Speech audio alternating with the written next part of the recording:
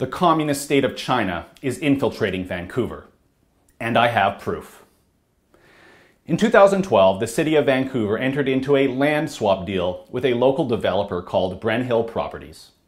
In the deal, the city and the developer swapped the land of two properties across the street from one another.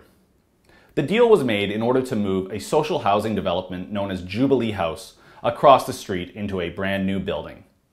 And in exchange, the city agreed to allow the new development of Brenhill to be rezoned into a 35-story luxury condo tower.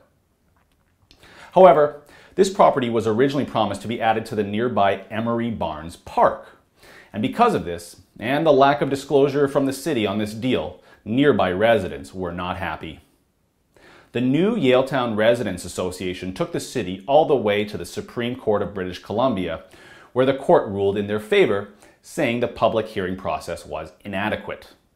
Well, the city was able to make some changes to the deal, clean up their legal loose ends, and ram through the approval for a second time. It was during this time that the city hired Ernst & Young, one of the big four accounting firms, to do some damage control for the city. And in this case, it was essentially to try to save face. Well, $140,000 later, Ernst & Young gave this 76-page report to the city. That's nearly $2,000 a page. Acting on a tip, we at The Rebel filed an FOI and now have exclusively obtained both the report and the engagement letter to the city from Ernst & Young. And you will not believe what this engagement letter says. Ernst & Young acknowledges that the city may provide this report to its advisors. And in this case, of the land swap deal, one of the city's advisors appears to be the China Investment Corporation, the $800 billion sovereign wealth fund of communist China. You can see the entire report and engagement letter in the story below. The China Investment Corporation is headquartered and run from Beijing. It is tasked explicitly with using its assets to benefit the state. So I'm sure you are now asking yourself, what the hell is the city of Vancouver doing consulting with a sovereign wealth fund, let alone the sovereign wealth fund of a dictatorship as brutal as China's? Well, I was able to ask Mayor Gregor Robertson this exact question yesterday. In such, it suggests that the city is holding as a confidential advisor the Chinese Investment Corporation, a sovereign wealth fund worth $750 billion of the communist country. Could you explain the relationship between the city and this sovereign wealth fund that is suggested in this Ernst & Young report?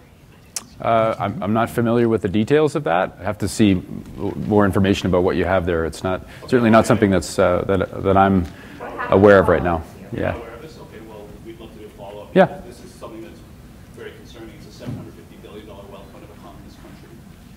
Okay. Yeah, I'm not familiar with the specific issue that you're mentioning. Happy to follow up. I highly doubt he doesn't know which deal I was referring to. After all, this is probably the most controversial real estate deal under his watch. I mean, it went all the way to the Supreme Court. And you could hear his communication staffers say that they would follow up with me as they all played dumb. Well, I did follow up with Gregor's communication strategist, Sarah Zaharia. But oh boy, I must have had them in a panic down at City Hall after asking that question. Take a look at her email response to my written request to find out more about the relationship between the city and the China Investment Corporation. Quote, "Hi, Tobin." Hi, Tobin? Well, I'm clearly not named Tobin, but I do know who is named Tobin, and that would be Tobin Postma, the city's strategic issues manager, or as I will call him, Vision Vancouver's chief spin doctor.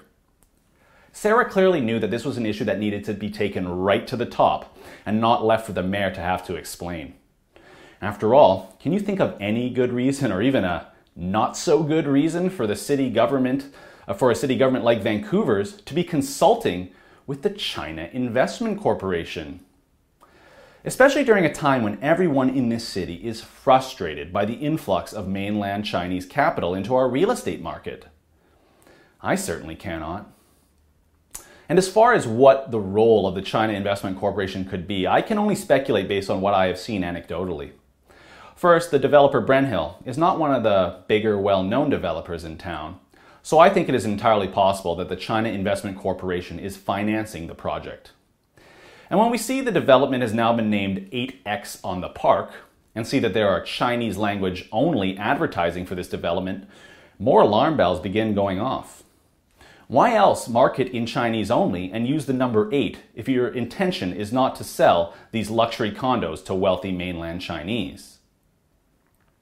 Earlier this year we saw the Chinese flag raised at City Hall, and it was brushed off as no big deal.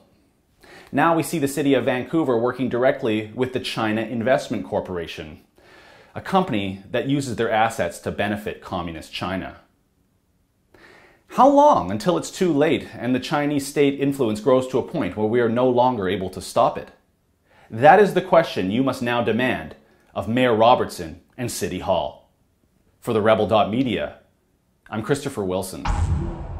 Thank you so much for watching. I've made China a regular topic I talk about on this channel, whether it's human rights abuses, illegal organ harvesting and organ transplants in China, or simply the influx of Chinese capital and the threat to our sovereignty here in British Columbia.